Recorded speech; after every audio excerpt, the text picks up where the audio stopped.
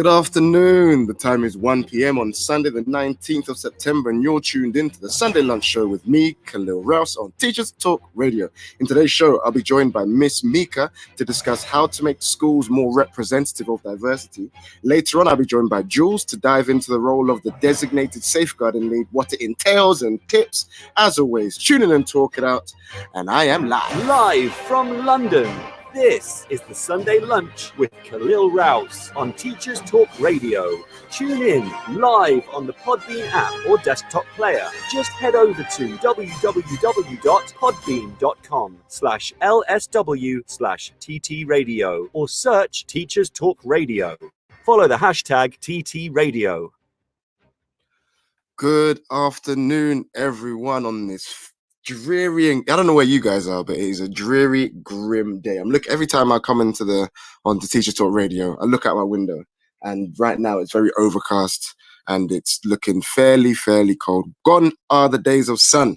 Maybe it's coming back, who knows? But for now, it looks grim. Let me know if anyone's got any sun in the UK, because as far as I'm concerned, where I'm in the south of England, well, the London area, it's grim. It's grim, but it's Sunday, and it means, hi, Miss Mika, you have joined the right link. You are in the right place. It is Kalil Rouse. It's the Sun. Have I joined the right link?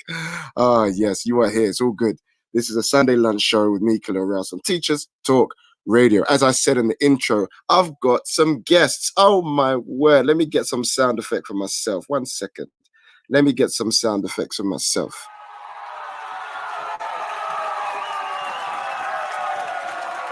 I forgot they go on for a little while. Give it a sec. 1 second. And there's no way to stop it. Right, I'd say that. Do you know what? I put it on like I'm some loser. I get guests. Listen, do you know? I get guests. It sounds like what I used to say when I was like 13, being like, I get girls, you know. But anyways, I get guests, but not all the time. Depending on how the week goes, how much kind of what's it called? What's it called on Twitter when you start to get networking? There we go. Wow, completely forgot my vocabulary. Depends how much I've been networking and social media and everything else. But I've been on my grind over the last couple of weeks, getting myself 2 guests in one day. Crazy. But yeah, so as I said in the intro, so I've got 2 guests, and today we got 2 kind of different topics of the day. We'll be talking about diversity and inclusion. I've got my own opinions. I've got my opinion on the word inclusion to start with, but we'll get to that later on. And also, I can't wait for this one because I don't know if they've had a show on Teachers Talk Radio speaking about DSLs or designated safeguarding leads. I'm going to tell myself that they haven't, and this is an exclusive. That's what I'm hoping it is. But Tom Rogers, let me know if we've had anything about DSLs before, like specific designated safeguarding lead specific shows, because I can't wait, because that's my role in school, and I just want to talk about it because I don't get to talk about it that often, because it's one of those I feel like it's a very isolated role in school, in terms of people know what you do, but they don't really know what you do, if that makes sense, and they can't know the full ins and outs because that's part of the role. But yeah, so I hope everyone's Sunday has been great. I hope you've had a good working week. Let me know of any highlights you've had this week, anything that amused you this week, any highlights, any good lessons. Hopefully all your lessons were good, but anything that stood out, please let me know in the chat. As always, it's a live talk show, which means you can call in at any time by just pressing that grey phone icon at the bottom. I've got my 2 guests in the studio. I'll be bringing them on in a few minutes, just waiting for the room to fill up as always. But yeah, so I was listening. If you just tuned into me, welcome everyone that's come into the studio. Miss Cato Stem says, I don't know what that's in response to. I'm assuming that's some highlights, I think. Let me know about your highlights, Miss Cato Stem. What was I going to say? I was listening to Graham Collum's show earlier today, and I listened to Sobia's show as well. So if you haven't listened to those shows, go back onto ttradio.org/listen back, and you can hear their shows, my shows, everyone's shows, through Spotify and other podcasting platforms. I was listening to Graham's show, and he was talking about like horror stories from school trips. And I was contributing quite a lot to that, because my biggest horror story, it's not even a horror story, it's just it's embarrassing. It's quite embarrassing. So in a nutshell, we had a school trip. We're on a skiing school trip. First things first, those are the best school trips, hands down, in my opinion, because you get to ski for free. And I think that's just incredible. The fact you can just go skiing in France or Italy for free is just a massive perk of the job, which you don't talk about enough. But yeah, that's one of the perks of the teaching world, that you get to go on big old trips like that for free. Anyway, so I went on this ski trip, and the long story short is I got lost in the mountains. That's long story short. There is more to it, of course, but I got lost. Like not even me with kids. Like that would be even worse. But just me by myself, I got lost because situation is, I'll tell a mini story. So what happened was we were skiing, and then it was time to go. We had to always head back to base, obviously, again. So I had to head back to base, and I'm a proficient skier. I'm not exceptionally good. I'm also not bad. I can stay up. I can ski competently. So then we had two members of staff that were always with each group along with the instructor. One member of staff took the group down. I was like, do you know what? You go take the group down. What, you can wait for everyone to congregate. I'm going to take a little scenic route. I checked my phone, looked to the map, and said, yeah, I'm going to go this way. Boy. So I went off and I went skiing a different route. And the best laid plan was there. It was all good. It was fine until it got to a point when I thought it was going a bit far out. I was going a bit wayward. And I didn't recognize anywhere. And there was no one else on the slope. Like there was no one else on the slopes at all. It was just me and snow and trees. And I was like, and then I kept going, and there was no other way. In the distance, I could see base, and I was just going further and further away from it with no way back that I could discern. So it was a problem. And I just thought, if anything happened to me, like I had my phone, but really and truly, if anything happened to me, it was curtains. So by the end, I ended up in the next town over. And I was scared. I was honestly scared. Like I had to firm it when I got back to the coach. Because the kids were like, oh, sir, did you get lost? I was like, no. Lost who? I just took this different route. I knew what I was doing. But no, if I tell you, I was scared. I could have died. Like if anything happened to me, if I lost a ski or something, then it would have been the end for Mr. Rouse on the slopes. It would have been a sad way to go. But I made it. But that was definitely one of the worst experiences. Because like I said, I'm not a great skier. So just being out in the mountains, no one else was. When I tell you no one else was there, no one was there. Just me. Oh man, just reliving it is giving me shudders because I was genuinely shook. I was worried. I was fearful because I could have fallen off the mountain. Like I'm not that good. If an avalanche came, then what? Anyways, that was me on the slopes. That was a few years back. I haven't been on a ski trip since, but I can't wait to go back on the trips. Mr. Graham Collins show was making me really reminisce about school trips and everything else. Miss Cato STEM, in other news, has said a highlight is that she said, I taught some of my year 12 students when they were in year 10, and I've been so impressed with how much they've matured since then. They went from being on the fence about science to loving it whilst I was teaching them in year 10, and now they've chosen chemistry A-level. Love inspiration. Inspiring kids to change their kind of opinion on a subject is a massive, massive highlight. Okay, let me run the intro one more time, and then Miss Mika, give me about a minute or so. You can call in and we'll get into talking about diversity and inclusion in schools. But as you know, I like to run the intro one more time now that the room is a little bit more full. Live from London, this is the Sunday Lunch with Kalil Rouse on Teachers Talk Radio. Afternoon again. It is now 1:09 on Sunday, the 19th of September, and you're still tuned in to the Sunday Lunch Show with me, Kalil Rouse, on Teachers Talk Radio. In today's show, I'm about to be joined by Miss Mika to discuss how to make schools more representative of diversity. Later on, I'll be joined by Jules to dive into the role of the designated safeguarder lead and provide tips for anyone that's starting out. Let's go. Live from London, this is the Sunday Lunch with Kalil Rouse on Teachers Talk Radio. Tune in live on the Podbean app or desktop player. Just head over to www.podbean.com/LSW/TT Radio or search Teachers Talk Radio. Follow the hashtag TT Radio. Right, let's get to it. Miss Mika, whenever you're ready, please do call in. I've just seen a Teachers Talk Radio tweet saying I've got the smooth sounds. I've been described as smooth, but I like it. That's like Barry White kind of smooth. That's why when I hear smooth, I think of Barry White. Or Morgan Freeman. He's smooth as well. I wish I imagine just waking up and being able to speak like Morgan Freeman. That'd be crazy. Anyways, but yeah, Miss Mika, when you're ready, press that phone button and call in when you can. It says you've called in. Not on my screen, it doesn't. Oh, there we go. There we go. I see it now. I always find it funny when guests get really nervous on their first entrance. Hello, Miss Mika. Hi, can you hear me?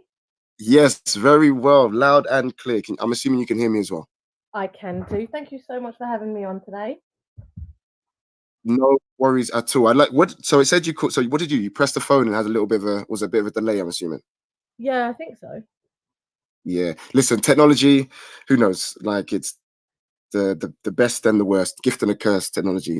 We become so reliant on it that the moment we get a little hiccup, the whole world implodes. So it becomes a bit of a treacherous one. Thank you for joining me on this Sunday. How's your day been so far? It's good, thank you. It's a bit wet and miserable, but I'm indoors, so I can't complain too much. Indeed. Where are you based? Whereabouts are you from? Northwest London. Ah, North Wheezy. Okay, Yeah. Northwest London. Well, I would say it's definitely not my stomping ground, but a lot of my friends were born and raised in Northwest London. And my partner was born and raised in Northwest London as well. So it's a place, and I got my family in Northwest London as well. So it's a place very close to my heart, Northwest London.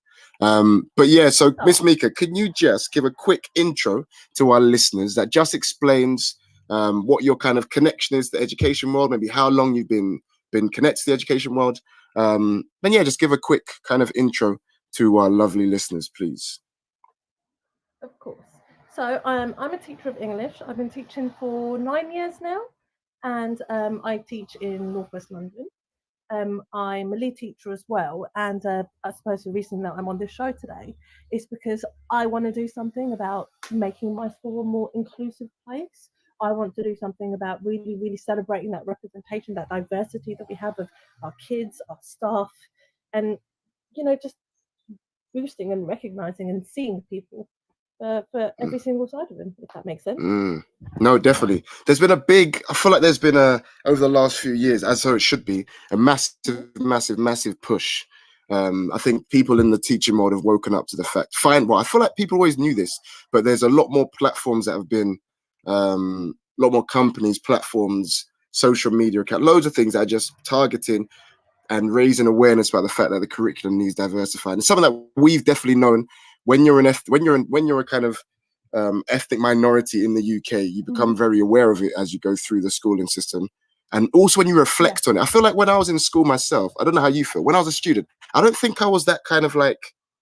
I can't remember if I was aware of the fact that the curriculum didn't really. Actually, no, that's a lie. I think I definitely was. But yeah, I think I was half aware of the curriculum not really representing me at all. But I just kind of got on with it, and I just kind of went through the motions and did well at school and moved on. What was it like for you growing up? I think for me, well, I grew up in like the most Indian area of London. I'm sure of it. So I was never a minority. I was always a majority at that school.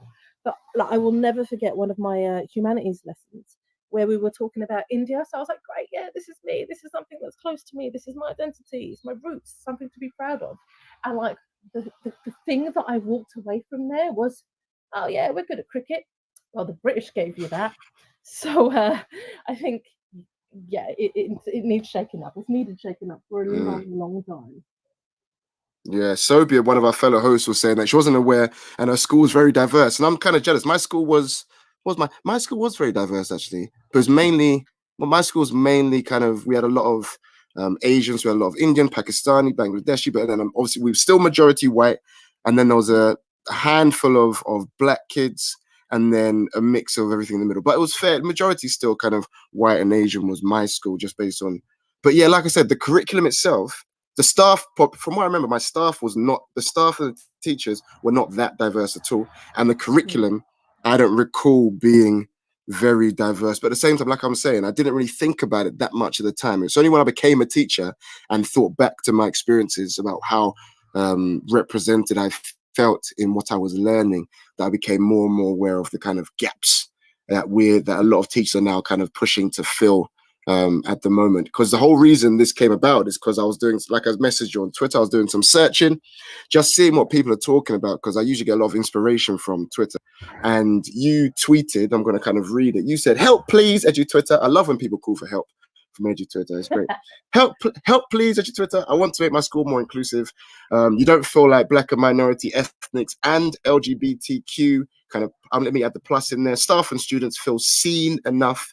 I'm trying to address this, but I really don't know what the solution is other than acknowledging special events. What can I do? And then you also kind of mentioned Diverse Ed 2020. So this is where it came from, because it was a really, it struck a chord with me, and I was thinking, you know what, let's try and discuss what schools can do. And I'll be very interested, everyone that's listening at the moment, if you work in a school that you feel has made a lot of kind of noticeable strides over the last few years or however long, to make sure there is representation for, it could be ethnic minorities, it could be ethnic majorities in the school, but kind of UK minorities, if you want to call it that. Also LGBTQ plus staff and students. If you work in a school that's made strides, be very interested to know what you guys have done, just to share ideas and everything else. But yeah, so Miss Mika, I know you sent the tweet out and you got a lot of responses. Have you kind of managed, have anything taken your fancy so far? Yeah, quite a few things actually. First of all, can I just say you absolutely nailed my voice there, and when you were reading out that tweet. And yeah, do you know what? So many people came in, and so many people gave me like such useful bits of advice. The problem with it is that I don't know what it looks like, and yeah, there's loads of different things that you can do to try and include more people. But this is where I'm really struggling at the minute. So, you know, I mentioned things like celebrating special events. So I thought, right, let's see what we can do about this. Let's try and, you know, take a nod to everyone, because like I'm Indian, I'm Hindu, and Diwali is like the biggest day of the year for me. It's the day that I'm so excited about. It's the day that I prep for ages for. Like, you know, you look in the year, when's Diwali this year. And it never gets nodded to, it never gets acknowledged, it never gets, okay, this is a really big deal to you. And I know it is to a lot of my students as well, and it doesn't get acknowledged. So it could be quite easy to turn around and say, okay, well, let's acknowledge Diwali, and let's acknowledge the Eid and all of the major religious celebrations or cultural celebrations, even if they're not religious. But this is a problem. So I downloaded a cultural calendar, and there's like 50 million things on there, like even just for Hinduism, that I've never even heard of before. It means no difference to me. It makes no difference to my lifestyle or to me as a person, to me as an Indian, to me as a Hindu. So if I kind of went down that cultural calendar and kind of happy whatever event it is today, or happy something else, or happy whatever to all the Hindus, it kind of loses its meaning. So for me, it's a case of, okay, well, do we do everything to make sure that everyone is included, just in case they do celebrate it? Do I decide? Who decides which ones you're going to nod to and which ones you're going to ignore? And there's like a real fine balance, I think, with diversity, to not just do it to be seen, to take a nod to do it, to do it because it's really meaningful and because it comes from a really nice and inclusive place. Does that make sense? It does. It's a difficult balance. A lot of people feel like they always use the kind of words of tokenistic sometimes, don't they? When you like people, I feel like you could never really win in some situations, because people say, right, well, we want to be more diverse and more representative, more reflective of the wider world, and the fact that the world is a lot bigger than just kind of British experience. Once I British, I mean like kind of English experience or whatever else.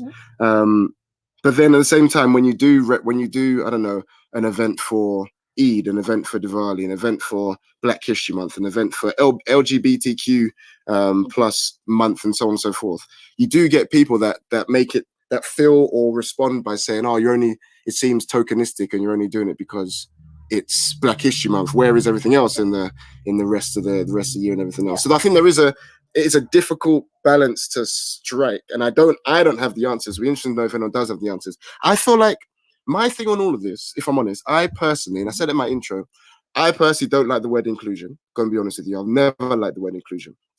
Reason being, if inclusion means that, for me, that means currently there's exclusion, and I don't want to feel like, oh, we need to make you guys feel included, because that therefore implies at the moment you are excluded from what? Because at the moment what I feel like schools need to do is just normalize variety. That's what I think we need to do. Like, we need to just make it in all aspects of, and it has to be a conscious decision, because the curricula that's been passed down from school to school and generation to generation has not normalized variety. It's not done at all. So that's where I want to focus. And I think obviously doing the event for Diwali and recognizing Diwali and Eid and celebrating those things, wonderful, wonderful, wonderful, wonderful. But for me, you need the schools for whom diversity, and I'm going to keep using inclusion because people do use it, but diversity and normalization of variety is what I want to call it. It needs to be ingrained, and needs to be a conscious decision to say, let's strip things back and make sure we ingrain it in everything that we teach these kids. From like going back and looking through every kind of problem you have in, I don't know, a maths exam curriculum or your science curriculum or whatever, make a conscious decision to make sure we include either discoveries or people that do not just look white and male or white and female, for example. There's such a problem with that. Like, so I'm an English teacher, so it's really, really easy for me to say, all right, great, let's get other authors, let's get other people from, you know, the LGBT community, or women, or people of colour, which is a term in itself, which, you know, is low. Yeah. But, Yeah. but the problem is, though, is that, you know, you have this mainstream is always going to be mainstream. And are we picking this story because it's good, or are we picking this story, i.e., again, back to tokenism? And it's just, like, I don't want to have to go, and this is like me being really idealistic, and I'm sorry if I sound like I'm just being really negative about that thing. I don't want to go have to looking for an excellent piece of writing that happens to be by a woman of colour, because I have to look for it. It should be there. Why isn't it there with all the dead white men we have to study? And it's not on our main curriculum. It's like, if it's ever there, it's only like a slight blip to it. It's only like a slight kind of shoehorned in. So that's a problem in itself, that it's not out there. But I suppose that's not really helpful. That's just me critiquing society. Well, that's the thing. That's what it is, isn't it? It's never been the priority of the people who create the curriculum or have created the curriculum, like historically speaking. I keep trying to use the word include. I hate that word, but either way, diversity of subject and curriculum has never been their priority. Like, that's not, they haven't, I don't get the impression that they've sat down when they've been creating their curriculums years and years and decades ago, being like, right, let's make sure we devise a curriculum that represents the wider society. They've not done that. So now it's been passed down and passed down and passed down. So I get that you don't want to have to actively look for things to include from people who aren't white males or aren't white females or whatever else. But dead as well. What other choice have we got? Without actively doing so, what other choice have we got? No, we absolutely don't. And like, you know, like I said, I'm lucky enough that I can do it. You know, my curriculum's full of all the Maya Angelou's and the Adichis, wherever I can get a bit of Zephaniah in there. But yeah, it's up to the individual as well. And unless it goes down from your head of department, unless it goes down for like people upstairs, it's got to be a priority of everyone, not just the one teacher who thinks it's important, or the one teacher that happens to be from an ethnic minority as well. Listen, it's such a difficult. I don't have solutions. A lot of ideas. If we go through the kind of things that people the responses, I'm going through your kind of tweet at the moment. And again, I'll ask the room if you've got is there a solution? If there are solutions, put them into the chat. Have you worked in a school that has actually made a lasting effort when it comes to normalizing variety? And I think that I'm just going to keep saying that because I personally hate inclusion. I hate the word, but yeah, normalizing variety, and that normalizing diversity rather than including it, just normalizing it. And that could be ethnic diversity, that could just be in kind of disabilities as well as of course different sexualities. All those things just need to be normalized because they exist. As well. That too. And I guess that's one of those terms that I've always seen and I've kind of looked into a little bit, and I still don't really know what it means. Well, I know what it means. I mean, well, my understanding is people who think, whose brains work in a way that's different to the norm. I'm going to say with a quite an inflection. Correct me if I'm wrong, please. That's what I know of it. But I'm in the same situation as you. I don't know to even make a comment.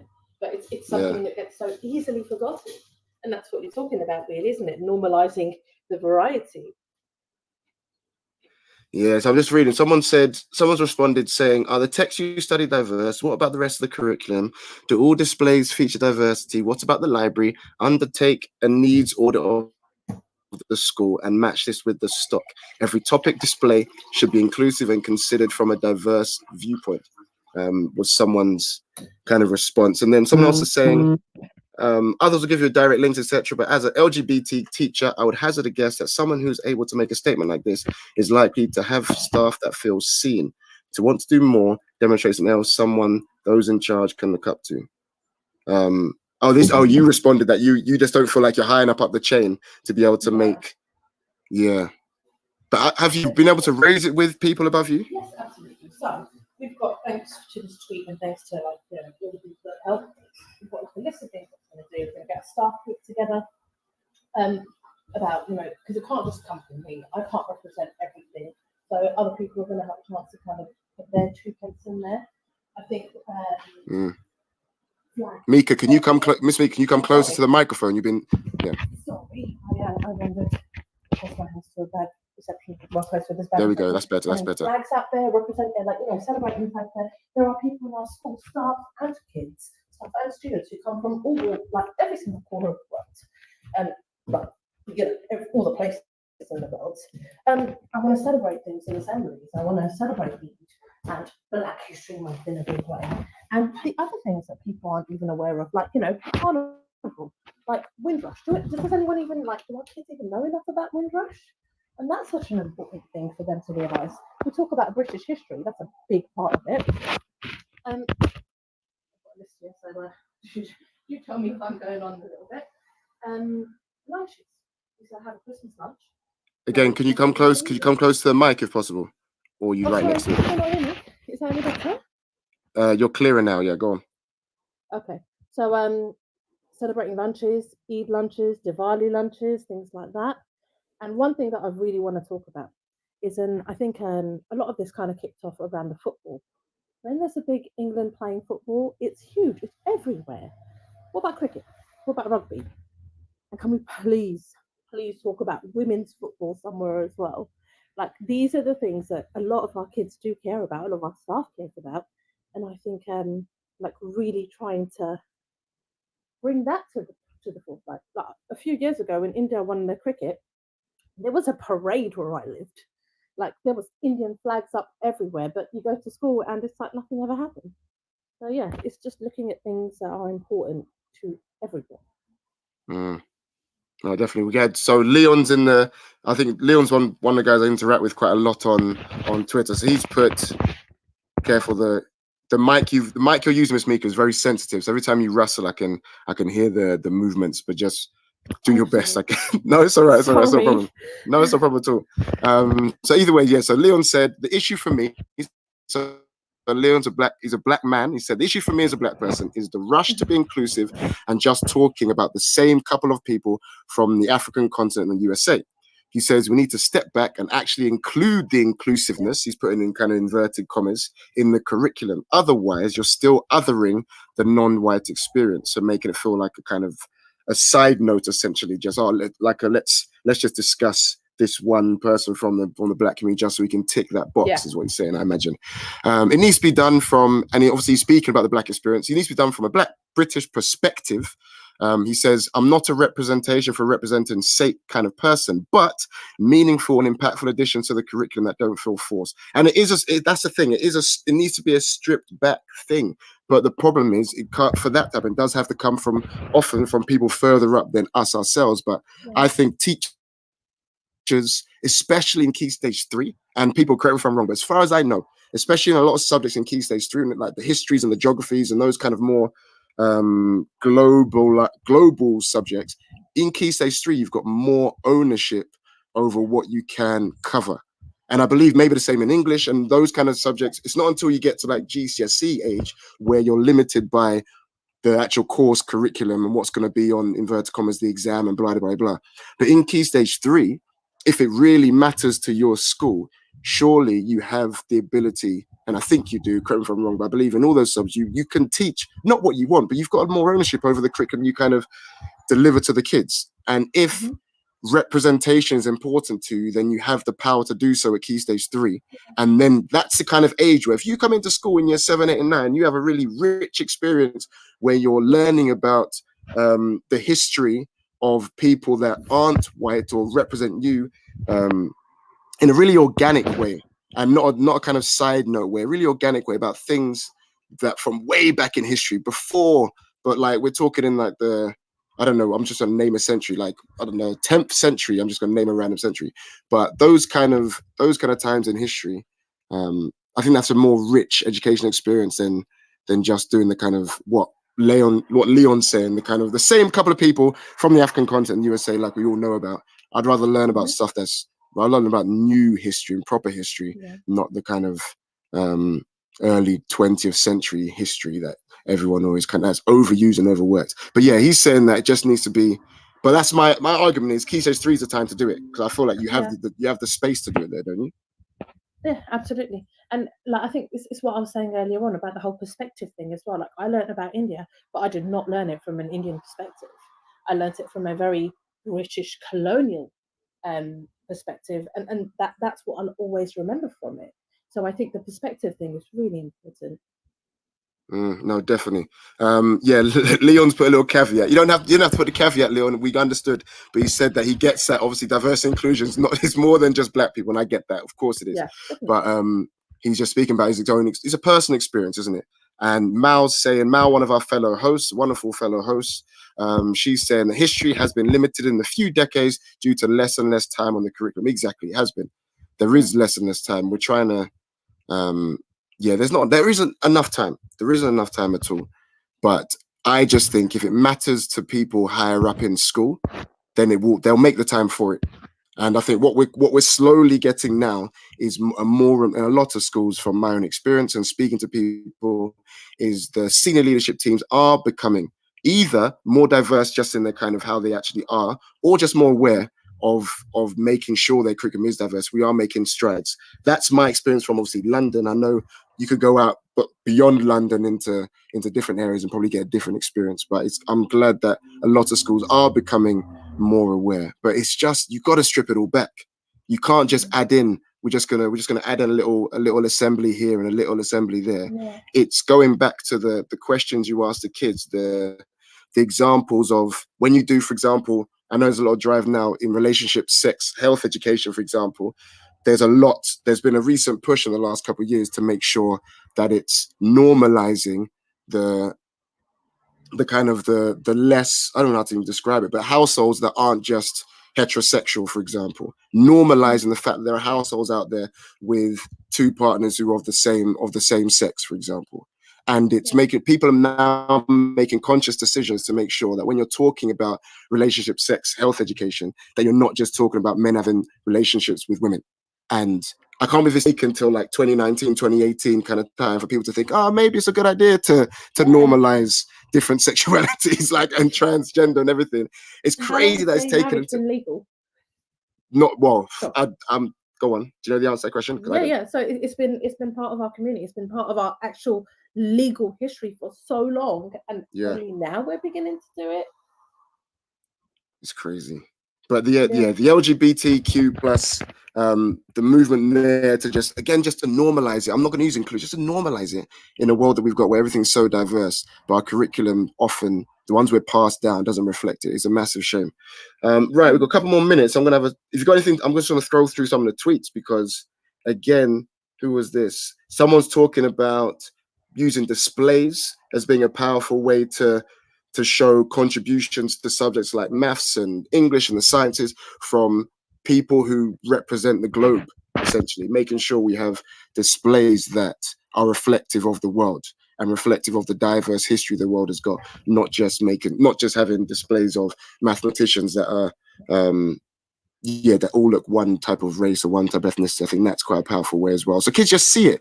And again, it's normalized that people from every single ethnicity, or not every single, but a lot of different ethnicities have made valuable contributions to the world of academia in this subject, in that subject, in that subject. I think that's quite powerful as well.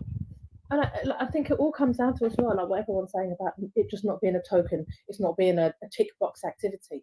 And like what's really important to me is just kind of getting that culture of celebration and things like displays where you can see that, okay, well, you know, you've actually, like, look at Hidden Figures as a film. There's so many people behind the scenes that you had no idea look like you, or look like your friends, your peers around you, and they're doing great things in the worlds of science and maths. And even like just a little thing like making a big deal about telling kids, am I pronouncing your name correctly? Make sure, tell me if it's being mispronounced. Like things like that are such an important part of the everyday culture, and it should be every day, not just when it's Black History Month. Yeah, no, I've been proud to say that our school this year, especially, well, in the past few years, all our staff have been saying the same like few lines about when it comes to name pronunciations, everything else, which has been powerful. And I saw there was a big thing on Twitter about it over the summer, I believe, when we were coming back to everyone was doing the build up to restarting in September, making sure you make a point of saying, listen, correct me if I make a mistake on your name. Because I've been saying to kids this year, I'm like, you deserve to have your name pronounced correctly. So let me know. You deserve to have your name pronounced correctly. So if you're not saying that to your kids, obviously you don't have to say it every day, but I think that's good. It's your name. Like don't shorten it. Don't shorten it, because if I can't pronounce it yet, bear with me. Keep correcting me. If I make a mistake, correct me. And I say this, there was a year 7 boy that's corrected me about 4 times so far. And I just keep apologizing. I just keep making a mistake. But I said, keep doing it. I said, don't worry about it. Keep correcting me, because I'll get there. I'd say the exact same thing. It's not rude. Tell me every single time. And I'm terrible for it as well. And, you know, I get myself all confused with the different pronunciations. You've got so many kids that you see. And I tell them, tell me every single time. I will not take it rudely. It is your name. It belongs to you. And this is coming from someone whose name has been mispronounced my entire life. So I can certainly sympathize.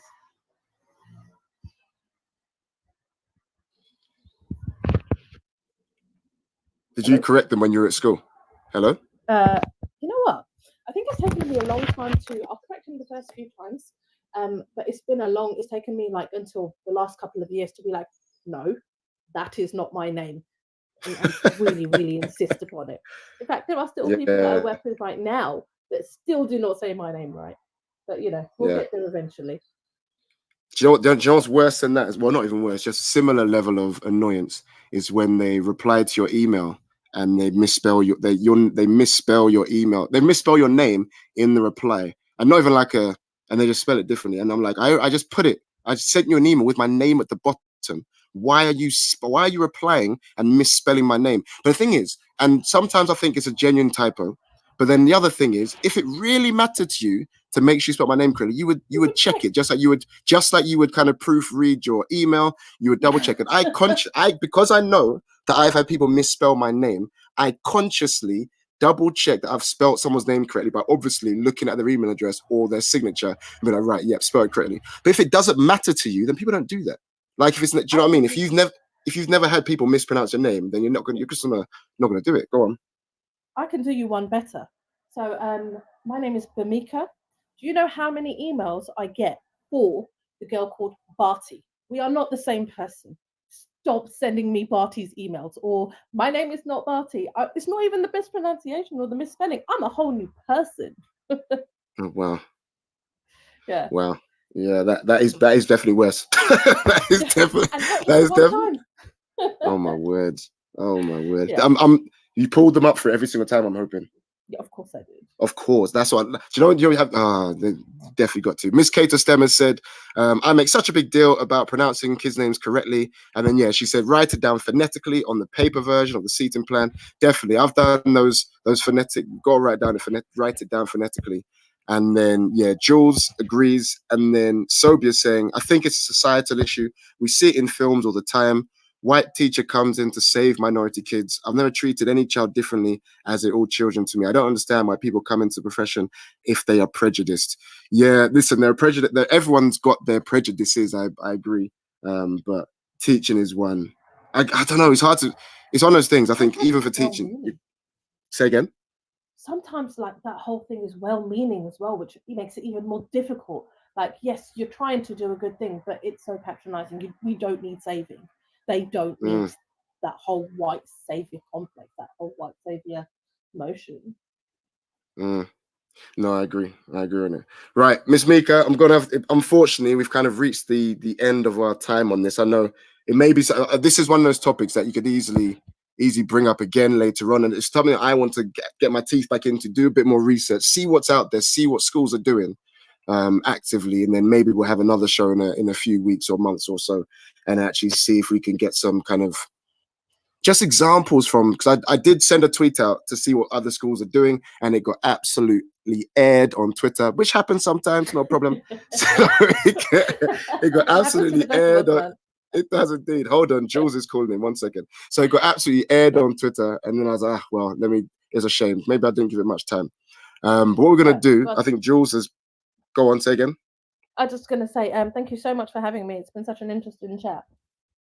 No worries at all. Listen, like I said, I'd love to bring you on again later on, at a different date later on, so we can actually get teeth into. I'll see if I can get more response on Twitter next time to see what schools are doing, or what schools have done in the past that have proved very successful. What we're gonna have to do.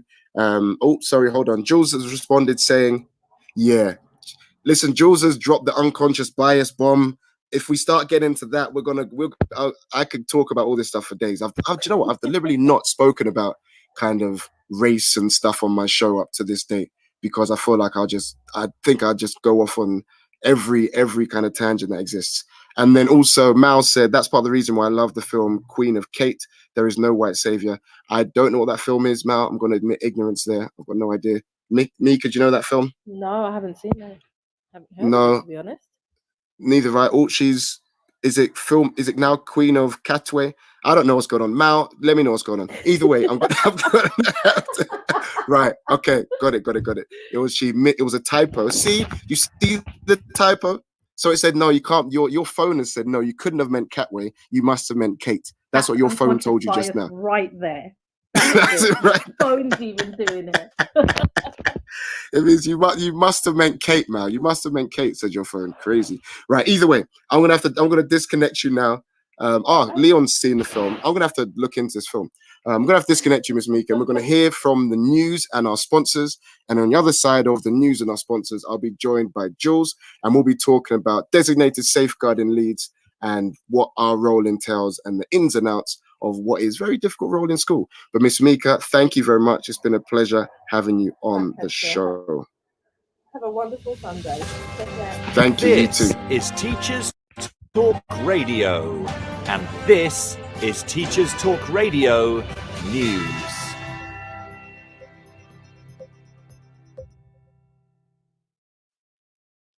Following the recent reshuffle, an opinion piece on the Sutton Trust website explores the lack of socio-economic diversity amongst the new cabinet.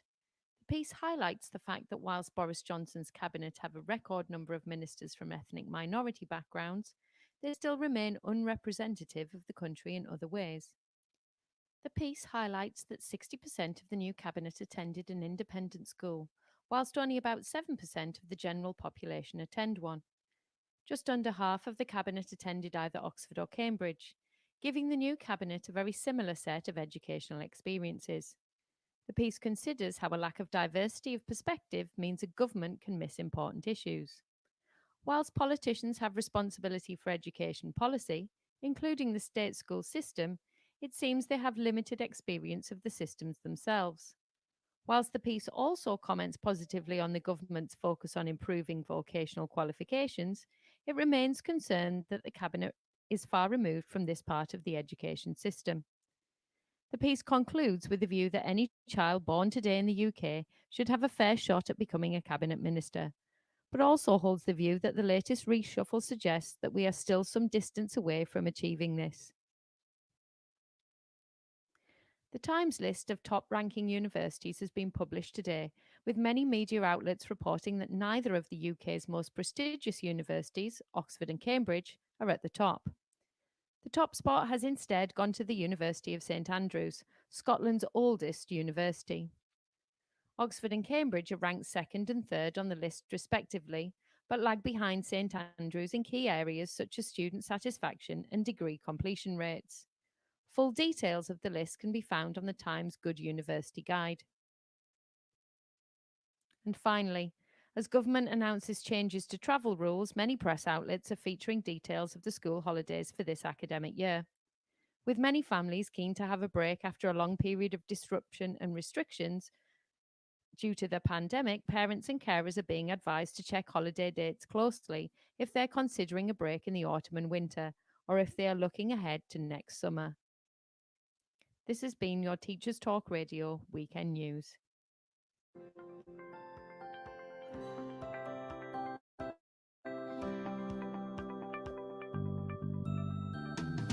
Creative Resources, made for teachers by teachers. At Creative Resources, we've been rethinking what a classroom can be. We've created a huge range of more than 2,500 original and exciting resources that span across more than 15 different subject areas. Whether you're looking for primary or secondary level resources, careers options, PSHE, arts or humanities, Creative Resources have the resources for you. We offer full curriculum packages and unique, challenging escape rooms themed on topics such as Shakespeare, Tudors, and fractions. We have quizzes, task cards, Tarsier puzzles, and lots more. Better still, more than 100 resources can be accessed for free. Just visit our website www.cre8tiveresources.com. You can get 10% off any order you make on our website by using discount code TTRadio. Creative Resources, made for teachers by teachers. Every teacher loves stationery, right? Imagine getting a selection of fun, beautiful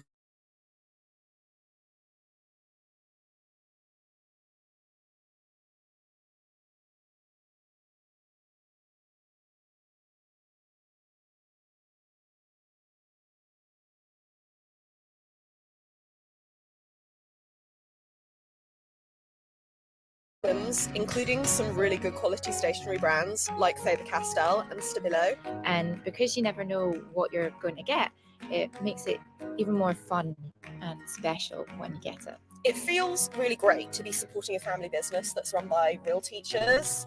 I can't help feeling like they just know what I'm going to enjoy using stationery-wise better than I do myself. Visit teacherslovestationery.club and enter the code TTRadio when you buy your first stationery box to save £2 today. teacherslovestationery.club.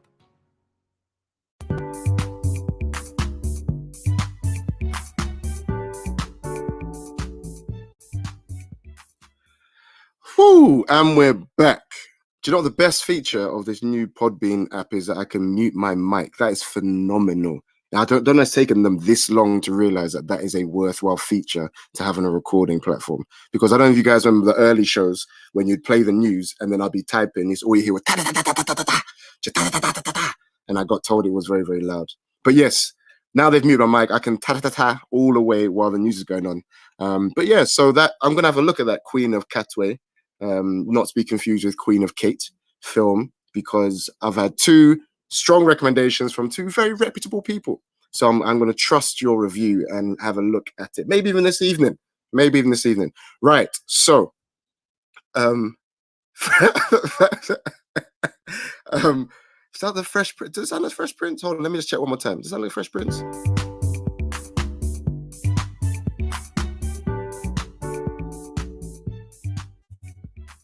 I've watched a lot of Fresh Prince in my time, and I need to watch. I know do you know what, Tom? I can hear it. I get what you mean. I know you didn't mean, nah, this is a story all about her. I know you didn't mean that. But as you were saying it, I can hear it, because it's when they do that kind of slow pan transition between something happening in the kitchen and something happening there. Oh no, sorry, in between scenes. I agree. I need to watch some more Fresh Prince. Great show. Shout out to Fresh Prince. Anyways, we digress. Jules, could you please call in for me? I was going to say please again, but I refuse. Jules, can you call in and let's get into the second part of the show where I get to talk about a topic very close to my heart, and that's the role of the designated safeguarding lead and what a role it is. Let's see if Jules is connecting. Hello. Hello, Jules. Good afternoon. Good afternoon to you. How are you doing?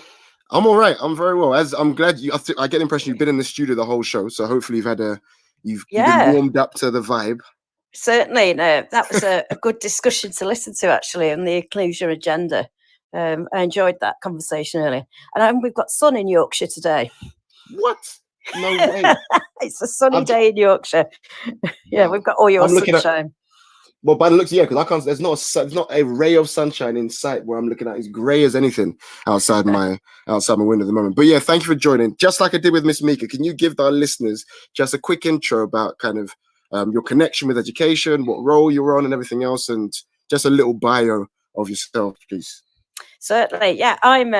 I'm based in Bradford in West Yorkshire. I'm vice principal at a very large all-through academy.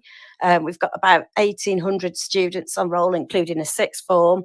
I'm a science teacher by trade. I've done a bit of maths. I've done data and exams, and now I've got the fantastic role of being the designated safeguarding leader. I'm in charge of special needs as well at my school. So it's a big operation. Absolutely love the job. Teaching is the best job in the world. I agree. It is the best job in the world. I 100% agree with you. And this safeguard, how long have you been in the DSL for at your school?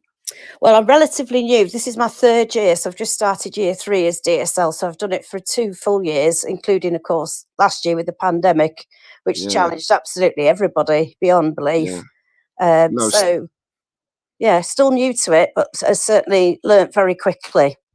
We're in pretty much the exact same. Well, when you're going to realize we're in the same position, but also not. So I'm in my third year as well, funnily enough. So I've been DSL. This is the third year at my school. The difference for me, though, is my school is a brand new school. So I was DSL of the in its first year when we had only year 7s, and obviously I've continued that. I've continued that to now being DSL of a school with 3-year groups, and we're going to grow up till we've got year 7 through to year 13. Yeah. And it's interesting to speak to someone. So did you to someone who started as a DSL in a completely full school? Because when I started as year 7, wow, that was a shock to the system, let alone I can't even imagine starting as a DSL in a completely full school. I started in that first month of September, and I thought to myself, right, I'm going to write down what happens every day.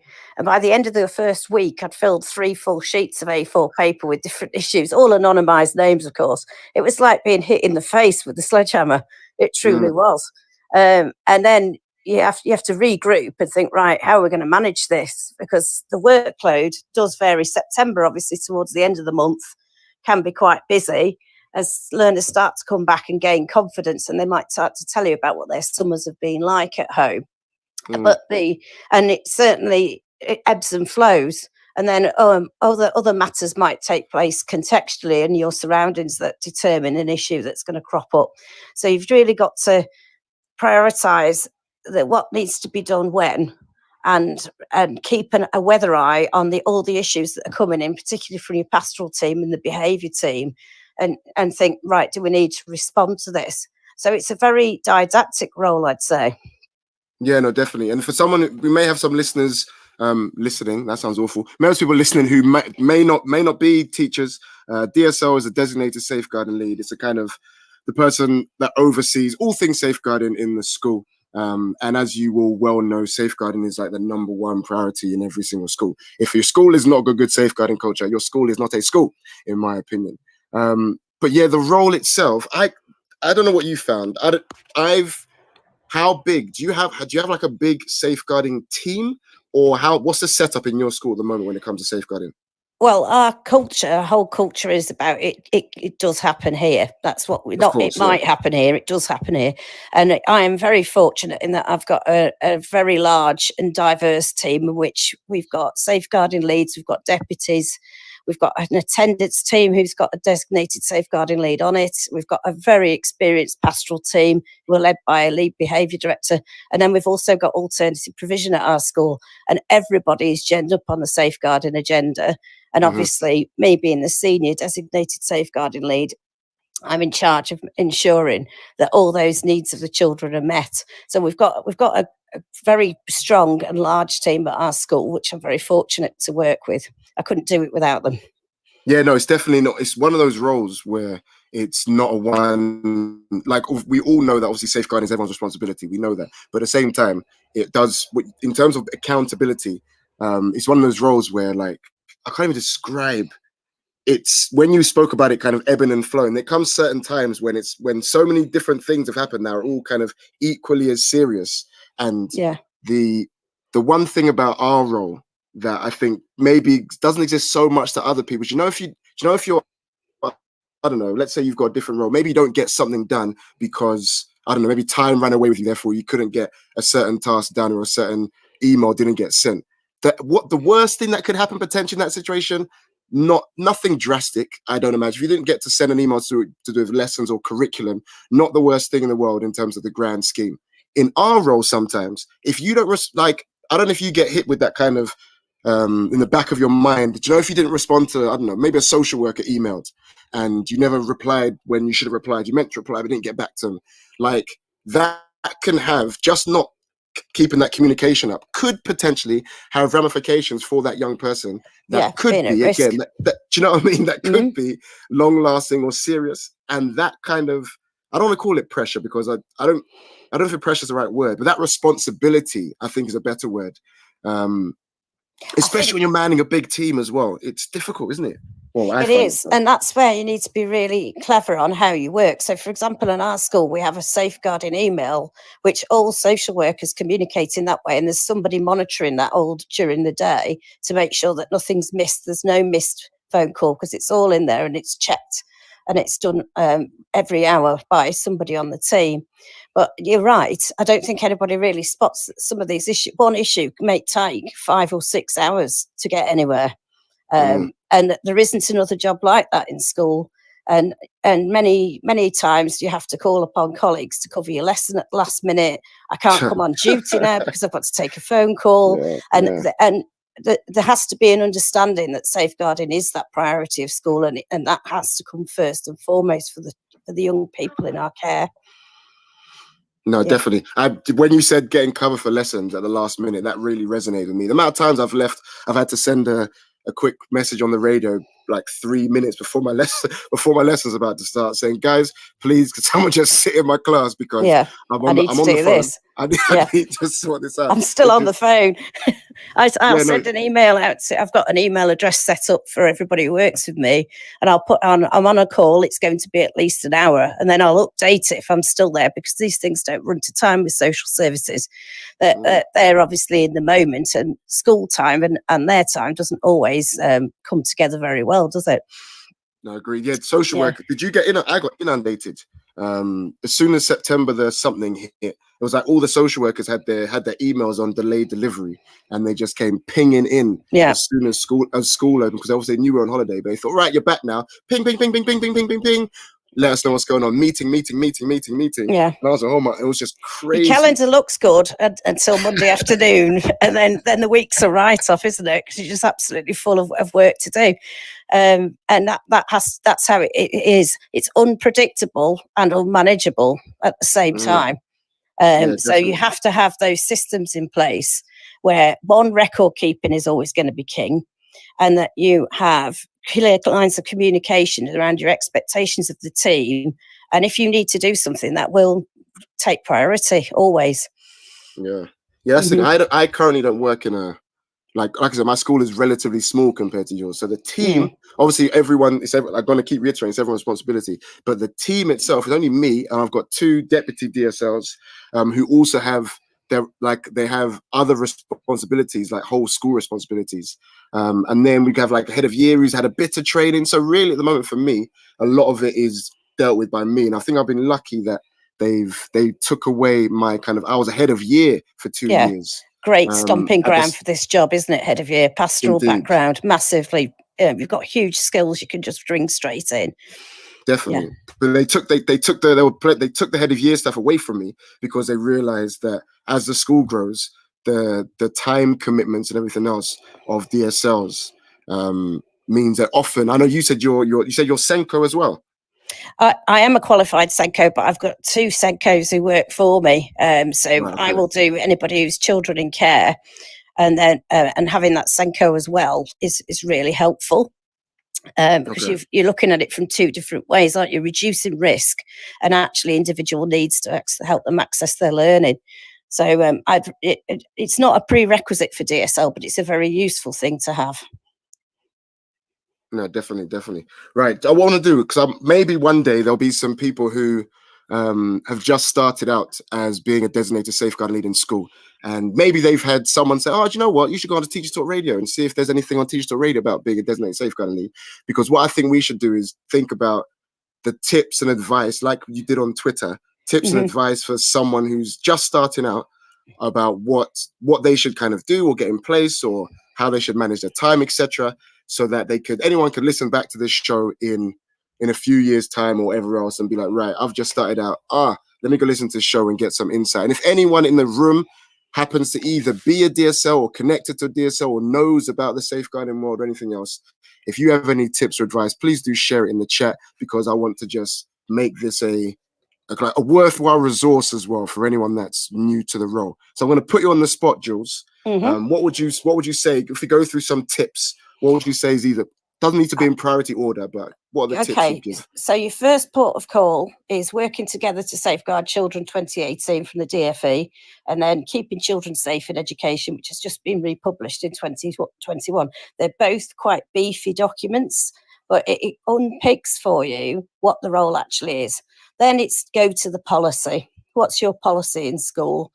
If this happens, what are you going to do about it?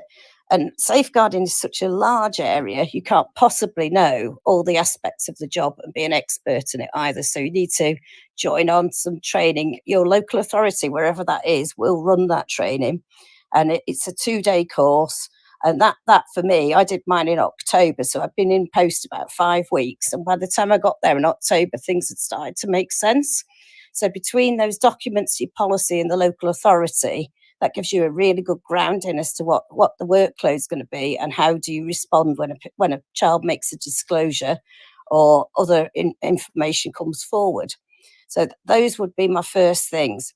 When you're on that DSL training with the local authority, you'll meet DSLs in your local area, swap email addresses, get their phone numbers, join Twitter forums like the Edgy Twitter, and indeed how you found me to start with. And you can find that there are people out there you can run things by anonymously and share experiences, and that's a very invaluable use of information too. Definitely. I think one of those, I'm just going to get to Leon. I've just seen your comment. Give me a sec. But when you and Jules, if you ever read of Leon's comment in the chat as well. So, but in response to what you're saying, I feel like I'm fortunate. I'm in an academy, quite a big multi-academy trust, and we're fortunate enough to have a network, of course, of DSLs across the schools, and we don't meet up, but we have like virtual meetings, and they are useful. But I don't know how, if I weren't in an academy and I was maybe just in a kind of maintained school as DSL without the network of support, I don't know what I would have done, if I'm honest. I don't know how I would have coped in that situation without because when I came into the role, do you know what I mean? When I came into the role, straight away I was thrust into a community of safeguarding leads. And I didn't feel as lost, but I genuinely think if I didn't have if you're one lonely voice in the dark, it's a tough gig, isn't it? Genuinely, because I had the training, so you go on the safeguarding training, but that doesn't really, like, when you get into the thick of the role, I don't feel like I've not been trained specifically for this role. I've been trained for safeguarding and learn about the kind of the legal aspects, everything else, trained on that, and I understand all that. But in terms of like the day-to-day, what the role entails, of course you can go to the legislation, the guidance, everything else, but I still don't feel like I've been trained person. Maybe I don't know if you feel the same way, Jules, but I don't feel like I'm not sure that there is a training vehicle that would prepare you for doing this, to be fair. Apart from doing it. Does that make sense? Literally going through that thought process, talking to colleagues. I mean, if you're a DSL in your own school, obviously you've got your senior leadership team as well, who will have experience of sometimes situations crop up that no one's ever dealt with before. And you're literally having to think on your feet and think, right, what are we going to do about this? And the first rule is the child safe? And if it isn't, then you're ringing it into social services. And then there's all the side issues about where do I broker support. But if we took the previous conversation that you were having this afternoon about the LGBTQ agenda, what do you do with a young person who's on the transgender journey? Yeah. That's something we've come across in our school recently, and we've found some really good support in our locality, and they specialise in these things. The forced marriage agenda, you might get somebody, a charity like Karma Nirvana, involved, and they will come in and work alongside you on something that might not be something you've personally experienced before, have any knowledge of, and you have to be alive to that, don't you? Yeah, that is the thing. I think you come across, and I'm just going to go to Leon's comment in a moment. You can come across stuff that you've never, in your own kind of personal life, never ever come across. You've read about it on legislation, or you've read about it in the guidance, or the government, all the government kind of publications, and you've never come across it in your own personal life. And then next thing you know, next month, it's happening in your school, and you are the person as a DSL who needs to oversee how we now safeguard as people. And it's the pressure.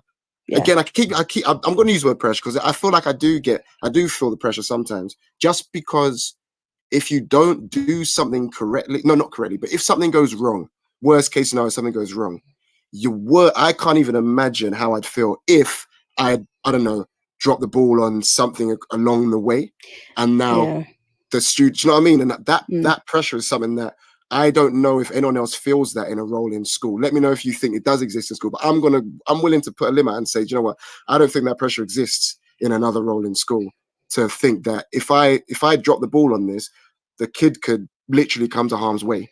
And I'm not going to be blamed. That's tough. It's tough. It's tough. Very tough. So Leon asked a question. So Leon asked, he said, in terms of best practice and dissemination of knowledge and experience, is there a DSL portal or database or journal that you have or use for access to a national picture of safeguarding practice? He's asking because his PhD is on state responses to extremism, and obviously schools are on the front line through Prevent, etc. With Prevent, so he's asking, is there a DSL portal, database, or journal that we access for national picture of safeguarding practice? There's a number of forums that you can consult. I don't know whether you allow people to name drop people on this show or not. Okay. So I'm a member of the Safeguarding Network for school. That is a national organisation. It costs £100 a term. And they have expertise in many areas, and they actually put together a training model if you want to use it. If you buy in a package such as CPOMS, if you use that, a recording system, they also have people who work for them on consultancy basis where you can ask questions. There's Safeguarding Natters, which is another Twitter organisation, which Sarah Stokes often speaks on. You'll see that I follow her on Twitter. She's another DSL that talks nationally on that forum. And then there are other things like Alan McKenzie's Safeguarding Network briefings. That's all about e-safety.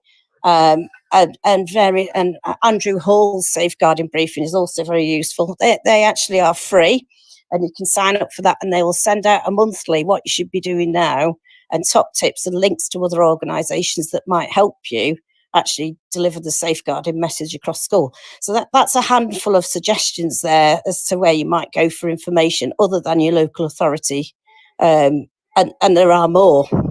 But those are the ones that I particularly use and find very helpful. No, I agree. So there's a few, Leon. I don't know, when I read your message, I was thinking if they're like a go-to. I got the impression that he's asking basically, is there a go-to thing on the net or something where you can just get loads and loads? Go on. If you were going to give special needs, you'd talk about NASON, the National Association of Special Educational Needs. That platform doesn't really exist for DSL. There are pockets of excellence, and then you hear about these things from other people and then join it so that you are also getting that information and filtering what's important to your school. Because we're all working in different areas of the country. The context in which you're working will change, and what you're dealing with. So we're in inner city Bradford. What we're dealing with there, you'll be dealing with something very different in Dorset, I'm sure.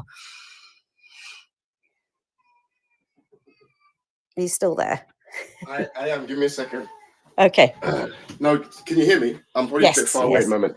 Yeah, no, because I had to. This is live radio, so my little boy has just woken up, and he's next door, and I could hear him crying. So I had to just Okay. make sure. We'll allow I- that. Indeed, it's like John. You had the virtual when you got all the virtual calls, and you have to like go away from the mic for like real life reasons. Like the little one comes on the camera. It's all that. This is live radio. It does happen.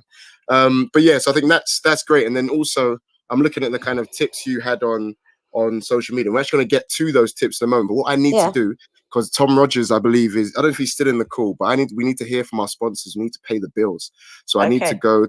I need to go to a couple adverts.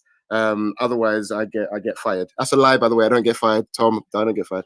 But I need to go to the adverts. On the other side of that, we're going to get back in some tips.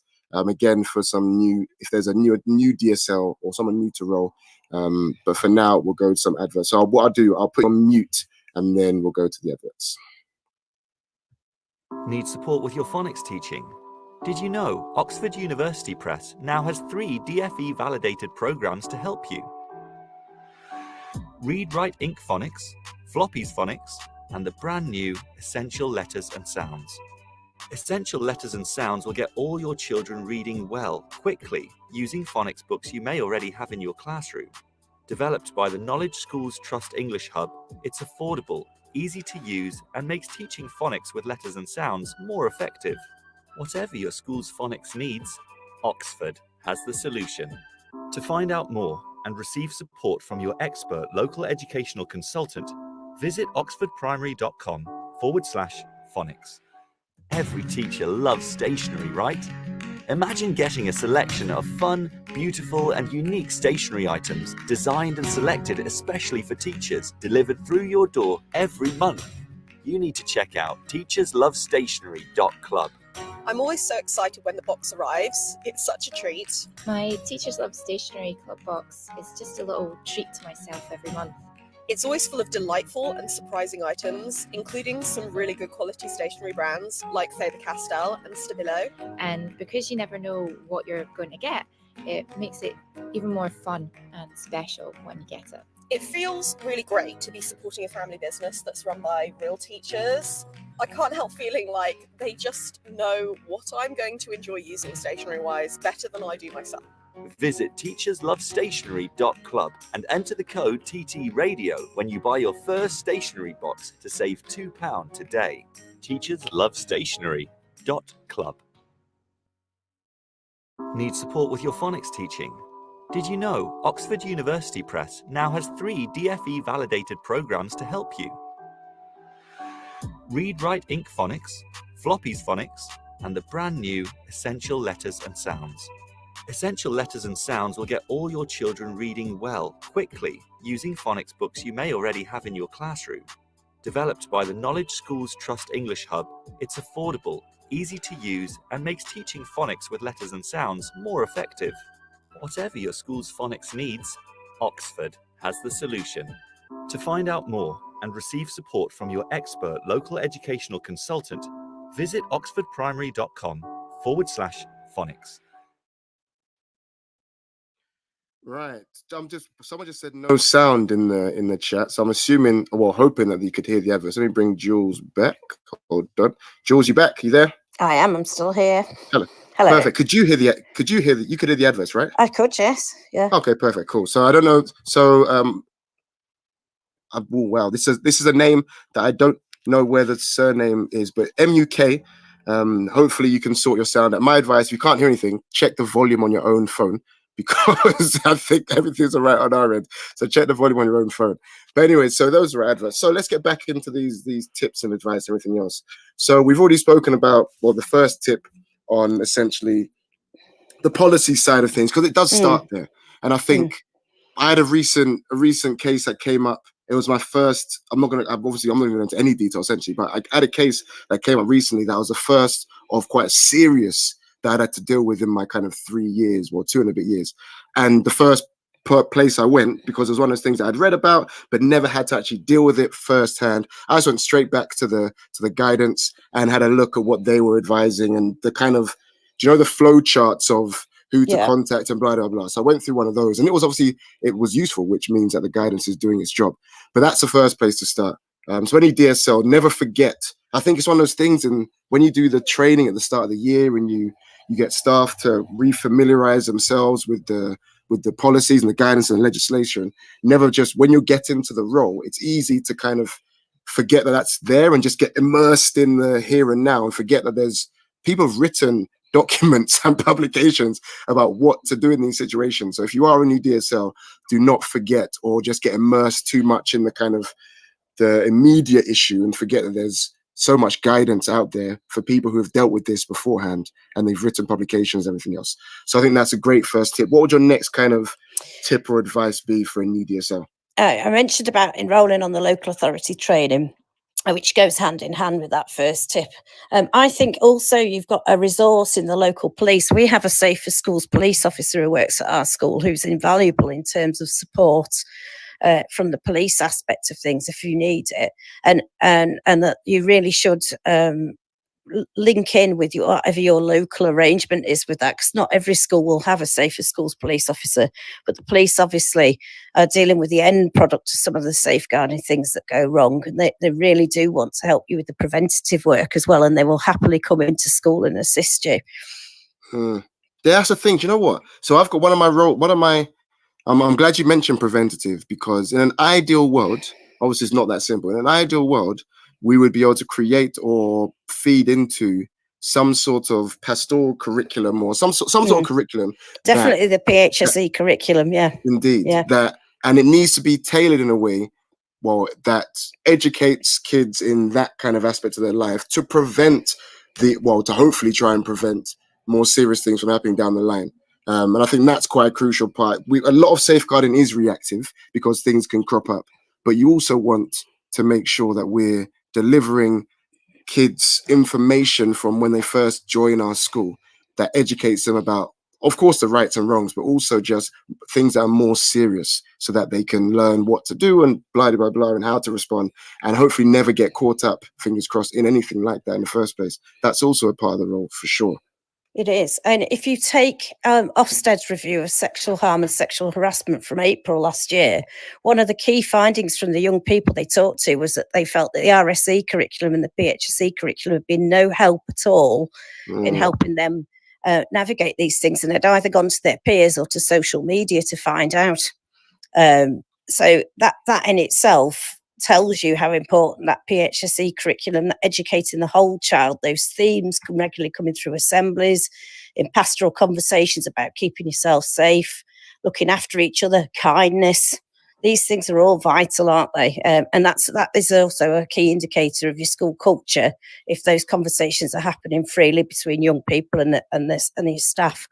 No, definitely. I think I think it was Tom actually. Tom's in the chat still. I think I saw a tweet of his where it was like an image where it had someone had graffitied something like "protect your daughters," but then what they'd done is actually drawn a red line through "protect your daughters," and underneath they'd written "educate your sons" as a kind of message to, as you can imagine, the way to solve the kind of, if there's a sexual harassment issue, not the issue of sexual harassment in schools between young people, is through education early, and you need to tackle very early, more early than early years, in fact. Early, indeed. And if we go in that situation where maybe it hadn't been dealt with in early years for whatever reason, definitely we need to make sure we're tackling it head on. I feel like maybe a lot of schools don't want to, but I feel like maybe they do not want to. I'm not sure, but tackling it because it's such a sensitive topic, but without tackling it head on, people just end up being influenced by the worst things that they see on the net, or they get influenced by bigotry, or they get influenced by incel culture, or they get influenced by so many things that are just out there on the net, rather than being taught and educated and be able to discuss it in a safe environment with an adult that they trust and blah, blah, blah, rather than just going, I wonder what I could find out about this and Googling it, rather than us as schools saying, do you know what? This is a safe place for kids. And if we're not going to teach them, who's going to teach them? Obviously, they've got parents or us. That's it. His parents or us. We've got one chance with us. One chance, so we need to make it matter. We really do. Yeah, and there's Sobeys just said parental engagement as well. Definitely. Let me not elevate teachers to a position where we're like at the same stand of parents. But we know there are parents out there that will not provide that kind of education for their children. So if they don't do it, then we definitely have to. And even if they do it, we've got a responsibility to supplement that. And when it comes to kind of sexual harassment in particular, because we know that it's come to the fore recently. It's always been around, but comes to the fore recently. And they've made they've shone even a bigger light on it in all the legislation and everything else, that schools need to look back at their PSHE curriculum or whatever kind of delivery that they give kids and check whether they are actually addressing it head on, or is it a little side note, or are we actually delving into it? So boys know what isn't acceptable, girls know what is or isn't acceptable, rather than just getting fake information or kind of social media information. It's never going to be. That's not the way to tackle these issues, in my opinion. No, I agree with you, and I think every school needs to have that at the forefront of their mind. Gone are the days when safeguarding leads could be doing other jobs and not this full time. And really, these issues, it is your responsibility to make sure that's covered in your school. You can't expect other people to do it by proxy. No, definitely. That's something for me. That's in my actual role this year, because like I said, I've been given this role. I've focused now on this role. I still teach maths, but now this is my focus. Last year I was head of year at the same time, so I had two different roles that were kind of sometimes got in the way of each other. Not in a bad way, but you can understand how in a head of year you can have something that's very immediate. You can also have something that's very immediate going on in a safeguarding world, and it can become quite tricky. But this year, definitely something that I want to definitely delve into, make sure is that the content we're giving students in this PSHE curriculum in tutor times or whatever else is rich, academically rich, but also going to the heart of issues that we know will and could and will affect these people as they go through their lives. Just make them proper, upstanding members of the community, definitely.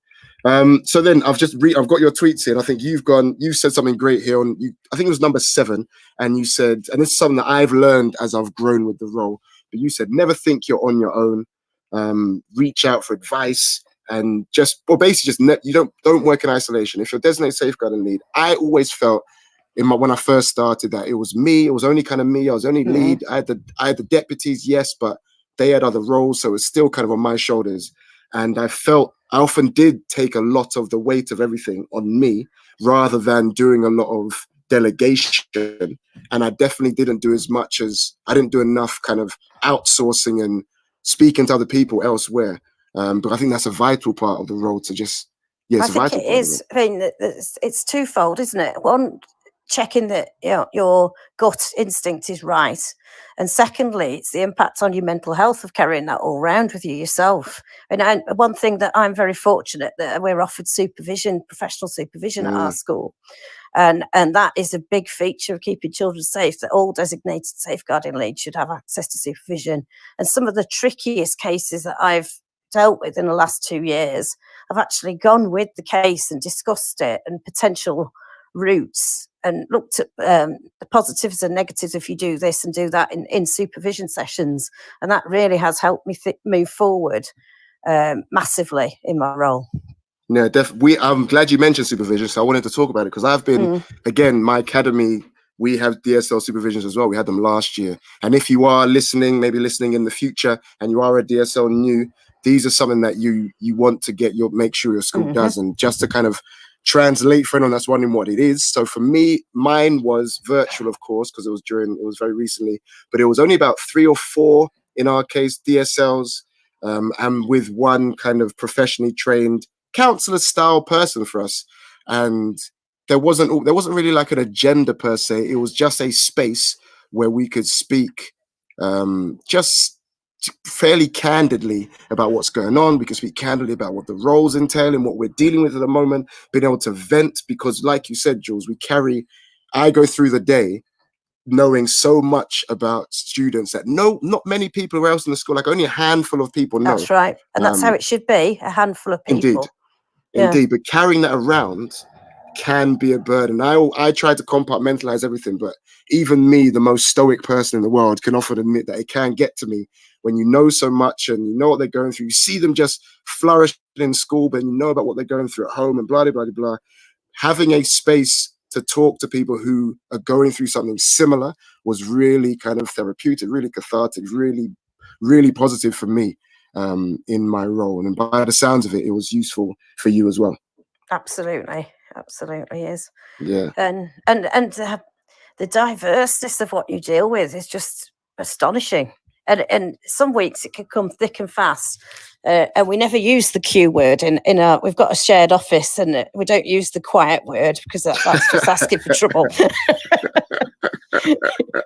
The Q word it's referred to, yes.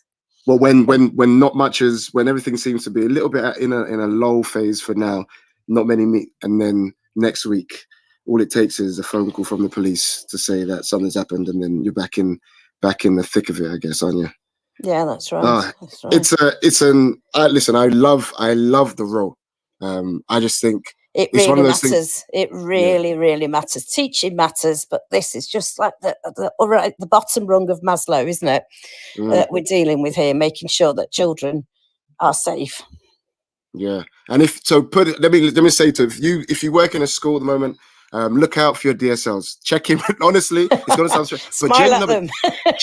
checking in with them. Like, what the best thing that happened once in my current school, one of my colleagues, he's a deputy designated safeguarding lead actually, and on one day he just kind of called me into his office and just was basically just asking how I am, because he was reading a lot of the different concerns and knew what was going on and knew that one of the cases I was dealing with, everything else. And he was just basically did a check-in session with me. And it was just really, really nice. Like I hate the word nice as an adjective. I can't think of a better word at the moment. But if you're close with a colleague and they're the DSL, check in with them, because I guarantee they're carrying around a lot of information that can sometimes be a big weight on the shoulder. And just give them let them vent a little bit sometimes, because we're allowed. We need the space to do so. We need the space to do so as well, because not everyone that we work with runs at the same level of efficiency as we would like sometimes, as I know everyone can relate. But when you've got a kid's safety at hand, or their kind of well-being at hand, things become a lot more pressurized in that environment, definitely. Oh man, I could talk about DSLs all day, but what we're gonna have to do, Jules, unfortunately, is based on time. We're gonna have to end it there. I've really enjoyed being able to talk about it, and I'm really proud of what we do on behalf of the children. It's a privilege, and it's an honor, isn't it, to actually do this for other people. It's the ultimate service. Definitely. And even there's always one case I think about, and I don't know why every now and again I'm like, so for this young person, their life changed drastically. I'm not going to go into any detail, but put it this way, their life changed drastically for the better, because of circumstances, and I and the rest of the team had pretty much a major part in that transformation. And it's crazy to think that just little old me, like, who am I? I'm just some just a little old guy, has had like a kind of actual impact on a young person's life, to the point where their life is now transformed. Not even just like you've learned more in school, but your actual familial circumstances have transformed for the better as a result of something that I've done or our team has done. It actually blows my mind that we can have this impact on a everlasting impact on a young person's life. Is crazy. Crazy. I could talk about this all day. But Jules, listen, thank you so much. You're most welcome for joining. And hopefully, listen, I'll do some more DSL stuff in the future, because I want to get some more DSLs on, raise the profile of the safeguard, even more so on Teachers Talk Radio for safeguarding leads. We need to talk more. We need to definitely have, the more DSLs talk to each other, the better we all are for it. So yeah, thank you very much, Jules. Okay, bye for now. Bye-bye. Cheers. Bye-bye. Thank you very much.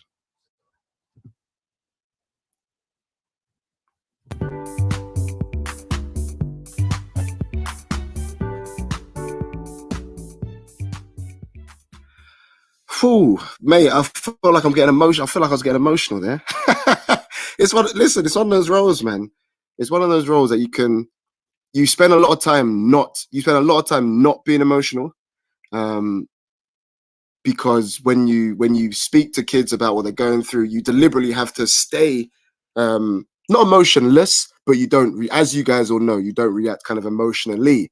So it's nice every now and again when you get to speak about it. Yeah, hits home. I'm not an emotional guy, but hit home. I'm not going to start like having tears drip on my keyboard and stuff, but at the same time, it's just great to speak to someone. Yeah, very therapeutic. Anyways, that brings us to the end of. Yeah, I've enjoyed this show. It's been less jokes, less thrills, but it's been good nonetheless. Been great nonetheless. But thank you everyone for listening in and tuning in. What's this? Yeah, Leon saying he taught in a prison for 3 years and every day's a safeguarding day. Trust me. Only we didn't get any training and it can get it can get really heavy. I can empathize massively with that. Get really, really heavy. Leon, you've got some fans in the comments. Leon, you might as well post your. Leon, I've got you on Twitter. Let me just do a cheeky plug. I think it is the name you've put on in here anyway. Oh no, it's not actually. It's at Secure Lee. I've got your little plug there, Leon. At Secure Lee, but Secure is without the E at the end. So yeah, you'll find him. Either way, thank you very much for listening. And if you want to get in touch with me, you can do so either via the Teachers Talk Radio Twitter, which is at TT Radio 2021, or you can get at me directly from Twitter, which is at Kalil_R91. And thank you very much, everyone, for kind of listening, tuning in, participating, and everything else. You've been listening to Teachers Talk Radio. Tune in live and listen back at ttradio.org. We look forward to hearing from you next time on Teachers Talk Radio.